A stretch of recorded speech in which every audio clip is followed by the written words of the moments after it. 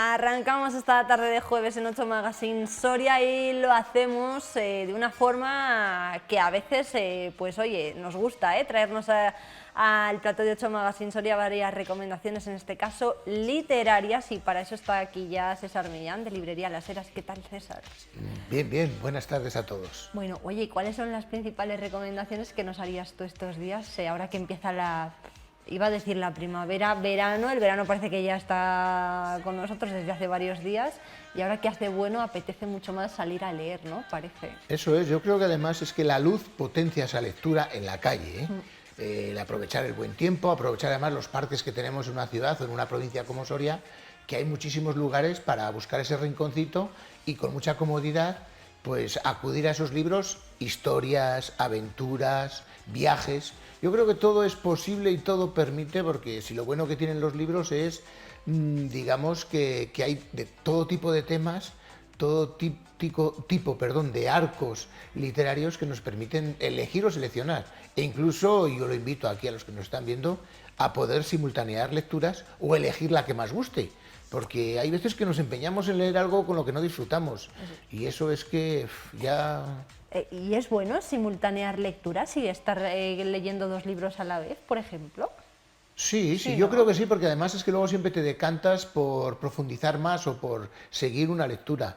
Sí. Yo lo recomiendo, el cambiar de lectura, porque a veces hay uno que te está costando leer, vas con otro que luego a lo mejor te cuesta un poco más y se te hace mucho más fresco el primero, entonces... Pero igual dejas de leer el primero. No, bueno, luego lo tienes para otro rato, nada. Hay que siempre guardarlos y ir cambiando o seguir con el que más te atrape. ¿Y lo de dejar el libro a medias no vale eso, no? Hombre, Porque si cuesta muchísimo, si uno está ¿Sí? sufriendo, mira, o sea, ¿Sí? sí. Yo creo que hay tantísimos libros por leer que ese esfuerzo de algo, hombre, siempre que esté bien. Yo me refiero que si te está costando porque es un tema que te apasiona, pero tienes que ir aprendiendo un poquito, pues hay que seguir. Pero si es una novela, entretenimiento, que en vez de entretenerte te aburre... Sí, o sea, ¿nos das permiso, Sí, César sí, sí, Millán, sí. para dejar un libro a medias? Sí, pero luego intentarlo otra vez, ¿eh? Ojo. Ah, bueno, vale. Yo no digo desterrarlo. No. Bueno, que nos has traído varios títulos, por ejemplo, uno que va de viajes, que me estabas diciendo que te gusta mucho, La frontera invisible de Javier Reverte, ¿no? Lo tienes por ahí. Sí, La frontera invisible, que además es ese regalo, bueno, en la imagen se puede comprobar, se puede ver ya un barrio, dónde nos lleva, ¿no? un barrio de Estambul, Ortaköy, un barrio bohemio, un barrio diferente. Además se puede ver el puente que une los dos continentes, Europa y Asia, pero que es el punto de partida en el que Javier Reverte, un gran viajero, un gran escritor de libros de viajes, que nos ha llevado por todo África, nos ha llevado por Asia, por Europa, por supuesto, por las dos Américas, del norte y del sur, y que en esta ocasión, bueno, pues hace ese recorrido impactante, impresionante, que supone unir primero dos grandes países como son Turquía e Irán.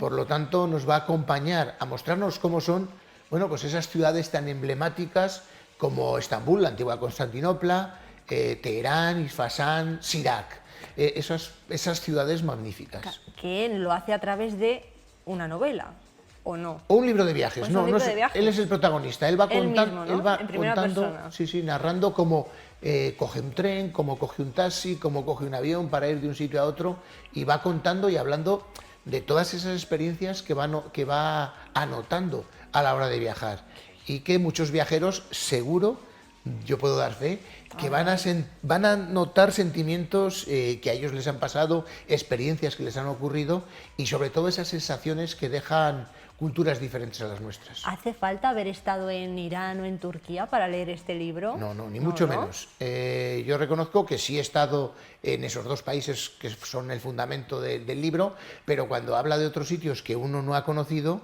lo va viendo, y parece ser que incluso alguno que he leído antes, cuando he llegado al país, casi reconozco espacios por cómo Javier es capaz de recrear y de mostrar. Incluso casi dirías que el taxista que te ha cogido a ti es el mismo, ¿no? que habías leído antes, sí, porque son...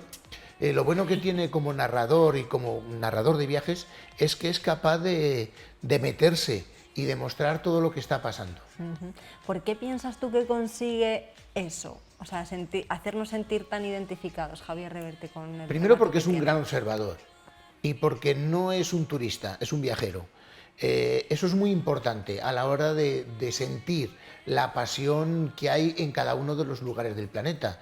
En esta ocasión, sentir Estambul, por ejemplo, que para mí después de Soria es la mejor ciudad del mundo, pues sentir no solo los monumentos, la monumentalidad, ese aroma diferente, el aroma de esa cultura otomana, sino el sentir la vida de la gente, cómo piensan, cómo respiran, sin, bueno, mirarles a los ojos y entenderles. Eso yo creo que lo sabe transmitir. Incluso no hacer el libro pesado, no ahondar en descripciones, no sé cómo decirlo, en descripciones un poco vacuas, sino hablar de lo que él siente en el momento que viaja, cómo consigue un taxi, cómo no puede comunicarse por el taxista porque no conoce más idioma que el suyo y no conoce ni el inglés, ni el español, ni el francés, ni el alemán. Es decir, él sabe el persa, como le ocurre a él, y bueno, simplemente le da una dirección que le va a llevar. ¿No? Se tiene que apañar con lo que... Sí. Pero va observando, va viendo incluso los gestos, las miradas que hay entre ellos, pues lo sabe transmitir muy muy bien. Qué bueno. Bueno, César, pues nos apuntamos La frontera invisible de Javier Reverte, ¿vale? ¿Qué más has traído? El Camino del Fuego, por ejemplo, ¿no? De María Oruña. El Camino del Fuego, que continúa con las aventuras de Valentina, esa guardia civil de Santander muy peculiar, que bueno, está casada con un escocés, con Arthur Gordon, y que ya nos sorprendió con 4 entregas anteriores, aquella Puerto Escondido, que nos abrió un poquito los ojos a ese mundo fascinante, muy reconocido, porque quizá toda la zona norte y sobre todo Santander es muy reconocible, escenarios, pueblos que todos conocemos, por lo menos por referencias, o la propia capital, Santander, que fue la última entrega, pero en esta ocasión da un paso más allá y nos va a llevar a Escocia, porque bueno, intentan descubrir... A las tierras altas, ¿no? Sí, porque claro, su marido, que tenía en Suances una casa rural que había comprado, que es donde se conocieron, pero él quiere ver de dónde viene su marido, quiere ver a su padre, y entonces claro, los misterios no suceden en esta ocasión en España, sino ocurren en un castillo que acaba de comprar Gordon, el padre, Escocia, ¿no? En Escocia. Por lo tanto, bueno, es una vuelta de tuerca a esas novelas que nos ha ido sorprendiendo en cada una. Yo creo que quizá lo mejor que tiene María Oruña es que sabe transmitir la propia personalidad de la Guardia Civil, de su marido, que tiene que compaginar los malos, no digo modos, sino el mal carácter cuando las cosas no le salen bien a la Guardia Civil, pero bueno, y él con una bonomía, con una sencillez, con una forma de ver la vida que hace que la otra muchas veces pierda esos miedos y esos mal genios. Pero yo creo que es una pareja compatible y que ella ha sabido transmitir esa sensación de lo que es una novela de intriga, y una novela en la que cada página es digamos que un reencuentro con el interés. Son de estas novelas que la mezclas con otra... Teniendo en cuenta que, claro, es una saga de 5... Sí, pero en este tipo de sagas es cierto que se rememora acontecimientos del pasado en una frase, pero todas... Se puede leer por su cuenta, son independientes. Todas se leen independientemente. Yo, de hecho, empecé a leer Un lugar donde ir, que era la segunda entrega de la... Y luego me leí la primera sin ningún problema. ¿Te pueden decir alguna cosita que no debería saber? Bueno, pero cada una son independientes. De hecho, parece que se ha acabado con cada una de ellas, lo que pasa es que continúa. Luego siguen. Sí, María Oruña, ¿tú dirías que es una de las autoras del año después de que sacase, por ejemplo, Lo que la marea esconde? Yo creo que sí, porque es que además, de hecho, vamos a ver la política editorial. Lo que la marea esconde y El Camino del Fuego ya han sido editados en tapa dura. Los anteriores fueron editados en tapa blanda y ha sido después cuando se han reeditado en tapa dura por la acogida, ¿no? La acogida de la gente y porque sigue leyendo la gente. Yo creo que ahora mismo es una de las autoras de novela negra más importantes de España, sí. A la par que, por ejemplo, otras como Dolores Redondo... o así. Bueno, es que Dolores Redondo tuvo un puntazo muy grande y no hay que olvidar que cuando salieron sus novelas no había mucho más en ese entorno. Ahora mismo sí ha aparecido mucha literatura protagonizada por por mujeres policías, por mujeres guardias civiles, pero antes no era tanto, eran, digamos que contadas. Ojo, tampoco había una saga importante de literatura policíaca española. Sí es cierto que siempre ha habido escritores que no se van a descubrir ahora, siempre ha habido, pero no había ese éxito de ventas o ese reconocimiento que luego han tenido pues Dolores Redondo, Carmen Mola, Martín Gijón, toda esa gente que las ventas les han hecho tener un reconocimiento especial. Bueno, César, pues vamos con otra mujer, Alicia Jiménez Bartlett, que es la autora de, por ejemplo, Hombres Desnudos. Nos has traído en este caso a La Presidenta. Sí, una nueva saga. Aquí estamos hablando antes de esa literatura femenina, policíaca, totalmente. Y aquí tenemos a una escritora que durante muchísimos años, yo no recuerdo cuándo fue la primera novela en la que Petra Delicado, la protagonista, una inspectora de policía en Barcelona, fue la protagonista. Pero... ¿De qué año es la saga de Petra Delicado? ¿En qué año...? Pues tendrá más de 25 años. Más de 25 años. Yo creo que sí. Que fue pionera en este caso Alicia Jiménez. Sí, por lo menos era muy destacada. Y yo es que creo que vino aquí a Soria a encuentros de autor, pues en los años, pues 90 y muchos, o principios de siglo, sí, por ahí. Y ya tenía tras de sí una saga. En esta ocasión nos ofrece una nueva saga, que parece ser que van a ser dos nuevas protagonistas, dos hermanas, Marta y Berta, que van a investigar un caso muy curioso, que es, bueno, que aparece muerta la presidenta de la Comunidad Valenciana en un hotel de Madrid. Entonces, claro, al gobierno, que es el mismo partido de la presidenta de Valencia, aquí de verdad que todo parecido con la realidad, es pura coincidencia. Es ficción. Es ficción, aunque uno no puede evitar ponerle cara. Pero claro, está ambientado en hace 5 años, más o menos, ¿no? Es que no lo dice claramente, pero uno se imagina, entonces que me perdonen, pero sí, uno no puede evitar... Cierta actualidad, ¿no? Sí. Y entonces, bueno, pues entonces intenta ocultar, ellas dos son dos policías jóvenes, inexpertas entre comillas, intentan que echen cartas, o sea, tierra sobre el asunto y que no sea un asesinato, sino una muerte natural. Pero bueno, aquí verdaderamente yo creo que hace muchos años se le nombró como la dama del crimen española a Alicia Jiménez Bartlett, y de hecho, bueno, tiene el premio Pepe Carballo de novela policíaca. No, la verdad que sí estamos ante una... Y en este, como en todas sus novelas, hace gala de una ironía que yo creo que le acompaña a ella siempre, una ironía que es muy de agradecer, porque a veces el lector no sabe si está leyendo una realidad o la propia narradora o los propios protagonistas te están soltando alguna indirecta, entonces tienes que estar más atento. Y es muy arriesgado también escribir así, ¿no? Sí, pero bueno. Es que ella es una maestra de la literatura, entonces total. Eso no lo puede hacer todo el mundo, o lo puede hacer todo el mundo, pero no a todo el mundo le sale bien. Eso es, y no queda igual, ¿no? Sí, eso es. Bueno, pues apuntamos también La Presidenta. Has traído también la Biblioteca de Fuego, ¿no?, de María Zaragoza. Sí, y aquí ya nos sitúan, es novela histórica, nos sitúan en un Madrid de los años 30, donde, bueno, pues la protagonista, Tina, que acompañada de su amiga Beba, bueno, pues intentan o quieren, su sueño es convertirse en bibliotecaria, sobre todo Tina. Pero claro, el ambiente de Madrid de los años 30 lo que hace es acudir a los más recónditos lugares, a los bares, a las salas de, salas de fiestas, ¿no? Cabaret, y hace que conozcan una vida especial, pero claro, siempre en ese entorno importante que es el mundo del libro, en el mundo de las bibliotecas. Y claro, aparte de una sociedad secreta que hace que el libro tenga más intriga, bueno, se produce un hecho, que es la Guerra Civil Española, y se convierten en una especie de adalides de la conservación de libros, de que no desaparezcan los libros, no solo por la propia guerra, sino por intereses comerciales, por intereses...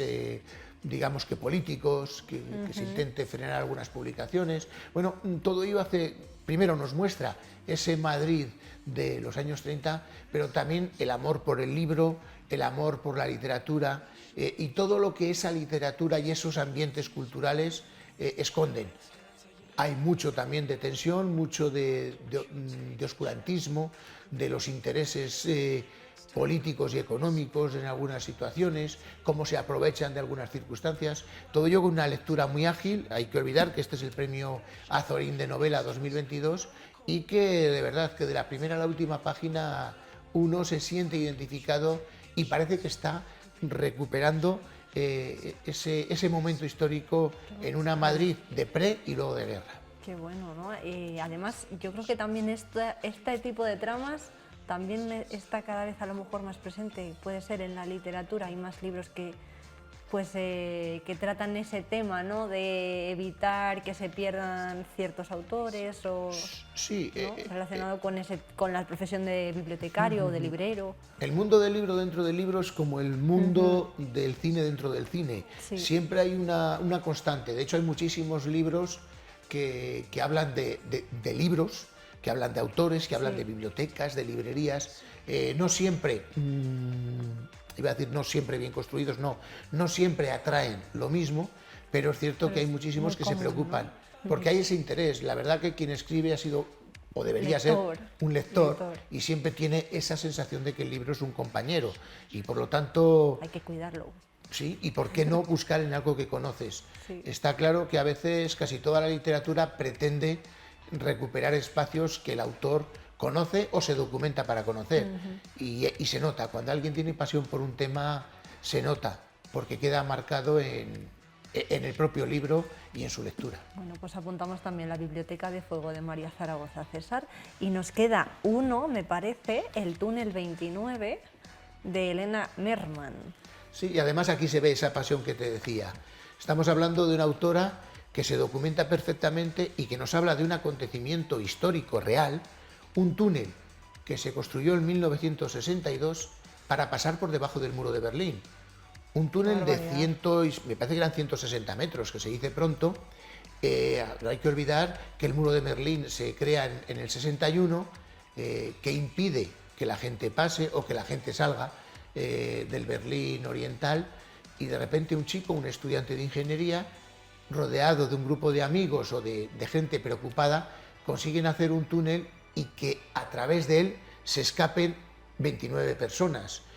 Algo que en aquella época era imposible. Vamos. De hecho, estamos hablando de un muro en el que no se quería que se contagiasen de las ideas del otro lado, pero lo que se vigilaba era lo que ocurría en un lado, concretamente, y donde se llegaba a disparar a gente que intentaba cruzarlo. Entonces, todo eso, como digo, en una documentación fabulosa, pero lo hace en plan de novela, de tal manera que uno está aprendiendo, está viendo una realidad y está sintiendo los nervios, la desesperación, la sensación de agobio de quien está construyendo un túnel. Ojo, con todas las características, con electricidad, con agua, o sea, un túnel en condiciones. Y claro, lo va relatando también que uno está viendo en todo momento cómo era el túnel, está viendo los rostros de los que intentan pasar y sobre todo de quienes están construyendo esa primero idea de escapar, de huir, y cómo lo logran a través de un túnel. Desde una idea casi que es diríamos una locura, y que se lleva a la práctica y que permite descubrir. Y que todo esto es verídico, además, sí. Recordemos, con todo lo que podría suponer, podría suponer en la época, ¿no? Hay fotografías en las que se ven cómo era realmente el túnel, es decir, que no estamos hablando solo de una ficción, sino que hay una documentación, y que, por supuesto, un lado del muro trató durante mucho tiempo de ocultar, pero que, claro, el éxito de conseguir 20 y tantas personas que crucen, que nos pueden parecer pocos. Esto es como cuando uno veía La Gran Evasión y al final de la película cuentan en resumen los que se fueron, y dices, pues toda la película parecía que se habían escapado 200. Bueno, pero es que son muchísimos para... Pues César, oye, que es un placer, como siempre, tenerte por aquí por el plató para que nos traigas recomendaciones literarias que no sé si son tendencia o no, pero vamos, que nos pueden acompañar de una forma muy grata esta primavera y este verano. Sobre todo son entretenidas y Exacto. divertidas. También se aprende un poquito, sí, Sí, ¿por sí. qué no? Pero sobre todo entretienen. Total, pues César Millán de Librería Las Heras, muchas gracias. A vosotros. Bueno, pues lo dicho, apuntamos todas estas recomendaciones. Si os gusta la lectura, ya lo sabéis. Además, Librería Las Heras en el Collado, pues oye, desde allí nos pueden hacer todo tipo de recomendaciones si necesitamos un libro para nosotros o para regalo, lo que queramos.